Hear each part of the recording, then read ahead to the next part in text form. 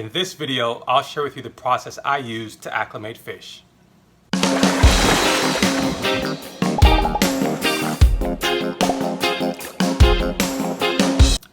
Hey, it's Carlin Haywood from Rasta Reefs, a company that is dedicated to helping individuals and businesses get the most enjoyment possible out of their aquariums.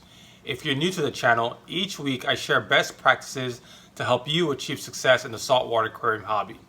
Let's dive into the topic of this video, which is how to acclimate fish. I just picked up two tangs, a Naso tank from my local fish store and a Tamini tank from the online retailer Live Aquaria. I've never purchased fish online before, but with the current shortages, it was the only way that I was going to get a Tamini tang within a reasonable time frame. But just really quickly, tangs do need algae or seaweed in their diet. So if you own a tang or are thinking about owning a tang, stick around, and at the end of this video, I'll share with you a quick tip on how to get them to eat the dry seaweed on a veggie clip like this.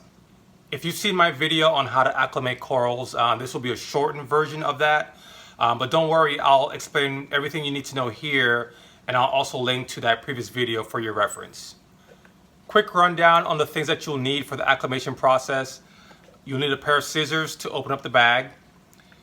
You'll need a drip acclimation line. Some people use like airline tubing, but this is also a pretty cheap option. It's like 10 bucks, and it's gets a nice siphon going, very quick, very easy. Makes the process super simple. And then you'll need a container to acclimate the fish in. And then depending on the size of the fish, that'll determine how big of a container you'll need. So when you purchase fish, it's going to come bagged in aquarium water from the vendor. And so let's say both you and the vendor keep your water temperatures at 78 degrees. When you transport that bag, whether it be by airplane, a delivery truck, or even a simple car ride from your local fish store, the temperature inside that bag may change. And so what you want to do is when you get that bag, you want to acclimate it to match the temperature that's inside your aquarium, that's 78 degrees. And so by floating the bag inside your aquarium, it's going to either slowly raise that temperature back to 78 degrees or cool that temperature back down to 78 degrees. And you want to do so with your lights off for two reasons. The first being, you don't want to add any additional heat from the light getting into the bag and overheating the bag. And second, you want to allow the fish to settle in a darker area, in a darker tank, and that way can help also reduce some of the aggression from fish that may be already inside the tank.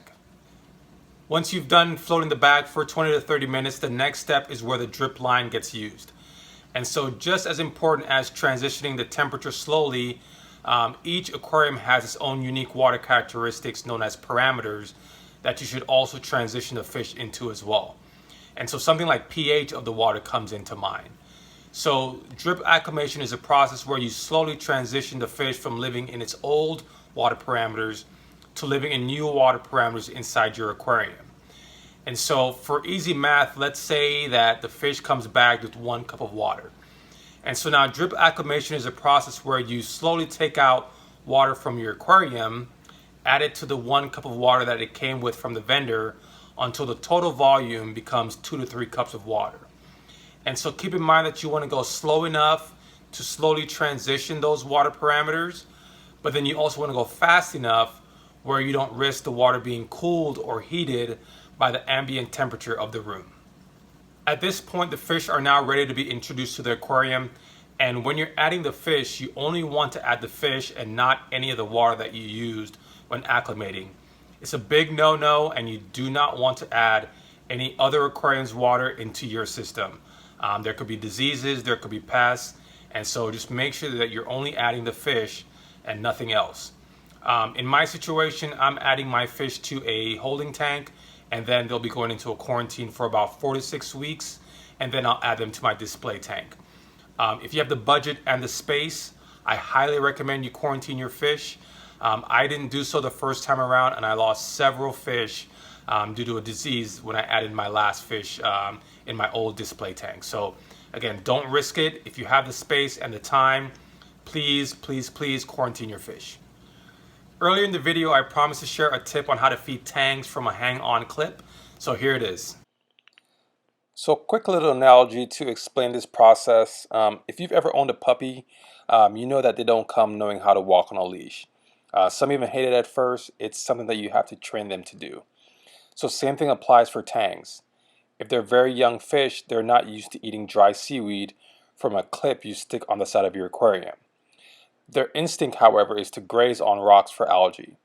So I use a rubber band and attach some seaweed to rock, or in this case a ceramic tile, and place it at the bottom of the tank. It will take a couple of tries, but once they start nibbling at the seaweed on the rock and enjoy it, then you can transition to placing the seaweed on the clip and attaching it to the side of your aquarium. If you've enjoyed this video, consider hitting the like button to help support the page. And if you'd like to be notified every time I upload new content, hit the subscribe and bell notification buttons as well. And as always, keep doing your research. The legend Bob Marley says, "It is better to know than to believe." See you next time.